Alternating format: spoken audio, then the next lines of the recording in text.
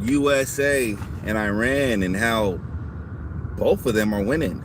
See, a lot of people don't understand that the USA and Iran, they're fighting two different wars. The USA is fighting a war to pretty much neuter Iran so that they can't attack Israel or their regional bases, regional friends, regional allies. The USA meant that Iran is fighting a war, an economical war, to politically change the landscape in the USA so they can decouple from Israel. So I mean, both of these wars could be seen as wars people are fighting to not only to protect themselves, but to protect other groups of people. When I say that, like I'm more focused on the fact that yes, the USA wants to free Iran's people from this terrorist regime, and whatever they do, right? So I think the problem with that is that Iran may have similar thoughts, similar visions of that. Like Iran wants to see the USA decoupled from Israel. They want to see the USA and the Middle East decoupled from Israel. I truly do think that through all the stuff we know, yes, Iran truly does hate Israel, and Israel truly does hate Iran. Like, I don't think that's an argument. So it's like people got to come to the understanding that these people hate each other. It's biblical, you know what I mean? Amalek, like Israel, they attacked Iran on a holy day, Israel's holy day, that says they should attack Iran. They should attack Amalek, which is Persia, which is current day Iran. So anybody who doesn't see that as evidence that this is a religious war, has nothing to do with defensive protections to an extent. Israel does not want Iran to be able to defend itself through aggression. Yet Israel defends itself through aggression. So the problem with that is that the world sees that and it's all hypocritical, right? We're not like dumb. You got to be manipulated to actually believe otherwise. So Iran's fighting this energy war, this economics war against the U.S. And they're clearly winning, right? Because I don't think the USA has already sanctioned Iran. They've had so many crippling sanctions that's caused a uprising, which led to foreigners arming Iranians and over 3,000 people getting killed, right? So that's the war that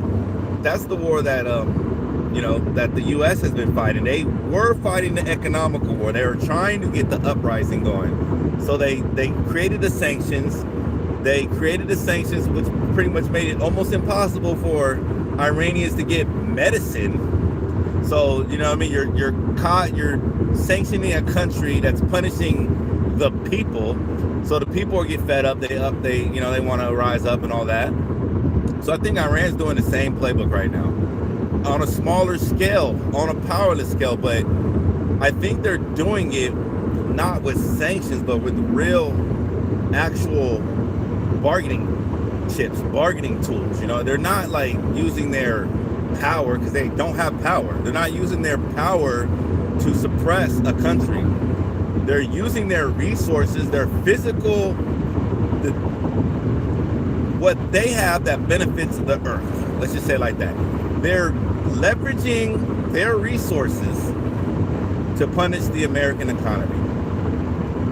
And this is going to lead to two things. This is going to lead to the USA saying, hey, we're going to go all in Iran, because you know what? Like, if they're going to do this, we're not going to be able to stop them from doing this unless we go all in. Because they're going to continue to do this. We're going to need to bring our troops.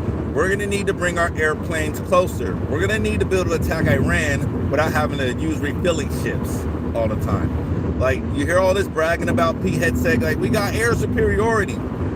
These niggas got to take off and get refilled up 3-4 times. That's why we had the accident with the refilling planes, because they don't have ground, they don't even have a distance superiority. Like, they can't even get into the radius of Iran by foot, by ship, to do anything other than bomb, because that's all they have are the airplanes. They can't, like, Iran is defended right now. They have not broken Iran's defense. They say, oh, we took out all the missiles, we took out all that. Why y'all still so far away? They don't want the U.S. The U.S. does not want to lose a whole naval airship carrier, airplane carrier. Like, there's red lines that Americans, even MAGA, this 100% MAGA, that don't want it. You know what I mean? And that's all a lie. We all know that's a lie. So if we dig a little deeper into this war and we look at who and what is victory for both sides, they're completely different. It's not like Ukraine and Russia, where victory for Ukraine is Russia leaving, and victory for Russia is Ukraine leaving. Victory for Russia is Ukraine leaving the areas that they have, you know what I mean, that they've already taken over. So it's all about leaving. Right now, Iran isn't, if the USA leaves, yes, Iran's gonna say, yes, we won. But Iran's not gonna claim victory until they solidified with their people that USA, they're not coming back, right? So Iran's gonna continue to affect us economically. They want regime change. Like, they want the people to rise up. You could see their strategy when you hear them talk, Abbas, whatever, all their people, they come out and talk. You can tell their main strategy is to manipulate, maybe with truth or lies. I'm not saying they're lying, but I'm just saying their goal is to provide information to the American people to counter whatever propaganda they think the U.S. is feeding us. So they want to say, like, they're going to come out and say the girls right away. They're going to come out and say the girls' school was the USA, even though it was us, right? They're going to beat that drum because Trump's over here talking about 30,000 people were killed. They haven't shown one shred of proof about 30,000 people. Like, we have evidence of 10% of that, which is still bad, right? But they have not showed a shred of proof of 30, 40, the numbers that went up. I don't think it's went up to 50 yet, but who knows? It may be up to 50 by the time this war's over. So they're trying to counter this propaganda, this poorly put together propaganda, I would say, because nothing that the U.S. has provided the American people has been enough to convince us, other than people who have already been brainwashed, or already been Zionized to hate Iran, hate Amalek. Like, no one else cares. Like, Iran, they seem like some nice, sweet people. When you see their pictures, it's not like Iraq, Afghanistan. Like, they seem civilized. And I'm not saying people in Afghanistan and Iraq aren't civilized, but they don't seem very far behind the civilization that we live day to day. And it would be shocking to have bombs rained upon our communities in a civilization it would seem third worldish almost, right? To not have a government that can't prevent bombs from raining upon us. So, and this brings me back to the Iranians' laser focus, not on dominating this war, right? Because I do say economically they want regime change. I don't think that their main goal is to get the U.S. out of the Middle East. Only if they can convince those other countries to decouple from Israel and the USA. I just don't see that being a solution, because if they're just going to continue to terrorize you, they're going to find a way to start the next war, especially if you have all these U.S. allies surrounding you. So Iran it's a prime moment for Iran too, because like all the other presidents, like they say, were pussy. They didn't want it. All the other presidents wanted to do this. They were told by Israel that they had to do this, but they were pussy. They couldn't do it, right? Trump is not pussy. He grabs them by the pussy, but he is not, right? So Trump goes in and he has the balls, because he took out Maduro. He has the balls to do what he wants to do. Iran sees Trump as a negative figure. Like, with all the media control that praise Trump, like, Iran sees Trump as that figure to get the U.S. to uprise. Like, we haven't seen it yet, because we're very, very at the very beginning of it. But facts are, the price of oil continues to go up. It's almost a guarantee that we're going to go into a recession or a depression. There's no way the U.S. economy, there's no way economies within the U.S. economy can handle oil prices high as $150 to $200 what Iran wants. Iran knows that if they get oil prices to $200, it's chaos in the U.S. economy. And if there's chaos in the U.S. economy, there's chaos on the streets, because, you know, all the people that's told us that everything was fine, it's not going good for them, so they can't even say it's fine, right? So I think that's Iran's main goal. It's a long-term goal. They have a few years to execute it. They know that come the midterm, if they continue with this rhetoric, they're going to force U.S. citizens to vote out the ruling party. They can't vote out Trump, but they can vote out the party that's ruling, the party that has the House, the Senate, the presidency, and the Supreme Court, the Republican Party. So powerful, yet they're still blaming Biden on the oil prices. And Biden was horrible. The facts about, those facts stand. Like, Biden's oil prices were horrible. Trump's trying to play boo with the fool. He's trying to play, he didn't know about the Strait of Hormuz being closed after the war. Like, it's common sense, my nigga. Do you play Risk? Like, I don't know if that's even part of Risk, but the shit happens, man. Civilization, like, everybody knew this was gonna happen. It's their only leverage. It's like, when it's their only leverage, they don't have a nuke. You wanna let them get a nuke, right? They're on two leverages. Close the Strait of Hormuz. Punish the world. Bomb Israel. Punish Israel. They hate Israel. Israel hates them. It's a hate relationship. You know, so you really can't go too hard on Iran for hating Israel. And Israel is steady bombing them. You know what I mean? Like, people say Iran was the bigger man in the 12-day war. They told the USA where they were going to strike, and they're trying to be the friends. But guess what? They killed that friendly little bear over there. Now we got his son, whose whole family was murdered by Israel. And guess what? He may have higher hopes for the destruction of Israel, and hopefully not directed on Jewish people, but I would say that they may be collateral damage as Palestinians were to the destruction of Hamas. People don't understand that when it comes to Jewish people in Israel, that the Jews are collateral damage. They're held as collateral by the Zionist regime. Palestinians, like, when casualties, when innocent deaths happen during war, they're called collateral damage, right? But Jews are collateral hostages for the Zionists.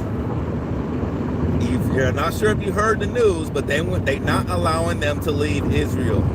I don't know if it's still the same, but as of last week, they were not being allowed to leave Israel. Dual citizens, all the diaspora was trying to leave Israel. They were not allowed to leave Israel. First and foremost, if you knew this was happening, why wouldn't you prepare the people to get out?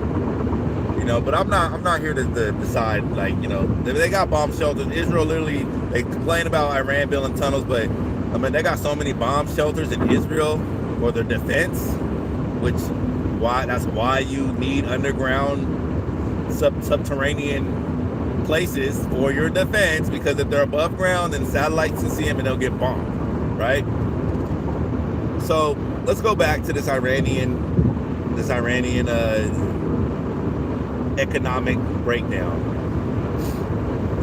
So it starts with the military. I mean, it's been discussed many times how cheap these drones are in Iran.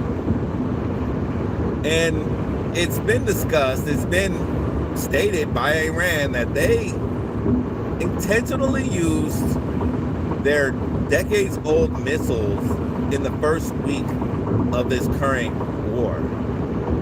And they did that because they wanted to exhaust the missile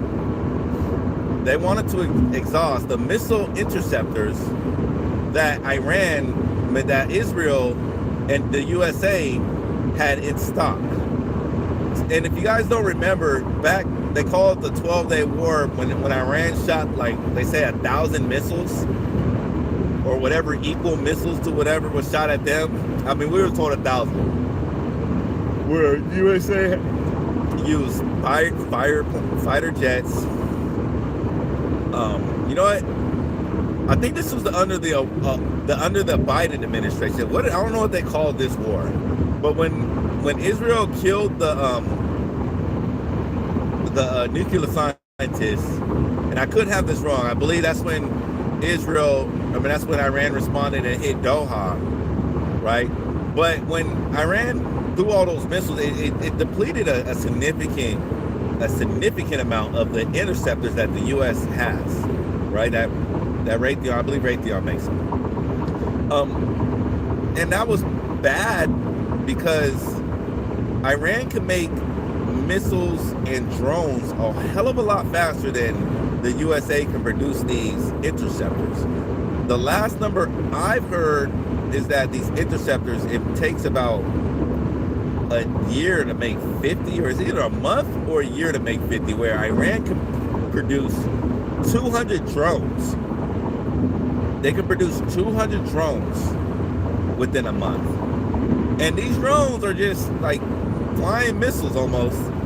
And the USA has been so gerrymandered or monopolized with the military industrial complex that we're paying up to $2 million for our missiles. Right, we're paying $2 million, $4 million, $8 million for our missiles. So you've seen we're shooting missiles at these drones. We're shooting interceptors at these missiles. Like it's all playing into Iran's hands. Like I said, they had decades-old missiles. They exhausted the U.S. Interceptor supply, and now they're waiting for good reason to attack Israel, like with stronger, more innovative missiles, more developed missiles they may have acquired from countries like Russia, missile parts and stuff they have acquired from China, right? You've heard Russia is helping Iran target Americans. The big lie that Iran is, now I'm not going to call it a big lie, but the narrative that Iran is solely attacking civilian and energy structures in these neighboring countries is only to cover up the fact that these U.S. bases in these countries are being attacked, and U.S. assets in these countries are being, that U.S. assets not on the base are being attacked. So Russia is providing Iran with information that the U.S. did not think Iran had. So it already tells you that the U.S. went into this conflict lacking information, but full of confidence. So it's like running into a house fire, like thinking that the fire can't burn you, or not knowing that the fire has engulfed the whole house and there's nothing you can do about it, but you still have the confidence to run into that house, right?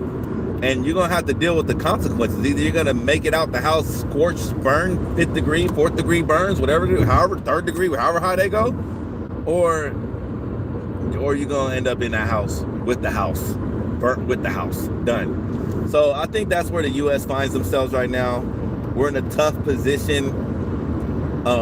I think we do have an exit route through diplomacy, but it would involve us decoupling. Part of Iran's goal would be for us to decouple with Israel. And I don't think that the U.S., just because they know Iran wants that, I don't think the USA will give that to them. So that would be part of the solution, would be us to say, hey, you know what?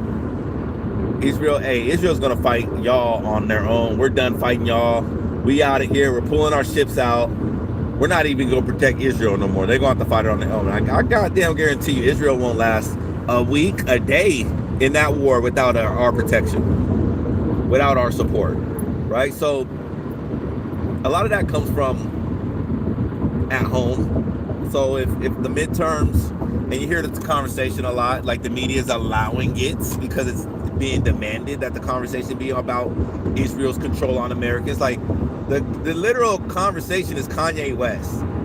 Kanye West told us, and they called him an anti-Semite and canceled it. They took money out of his pocket.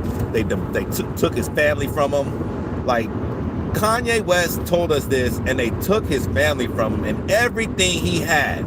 Kanye West was a billionaire, and they took all his shit because he said this. And now we have media stories that are being forced to talk, owned by Zionists, being forced to talk about this.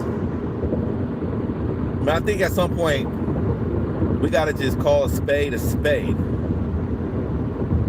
right? Y'all have a good one. Stay up, man. It's JP, the Good in the Hood. Make sure y'all like, subscribe, follow all that.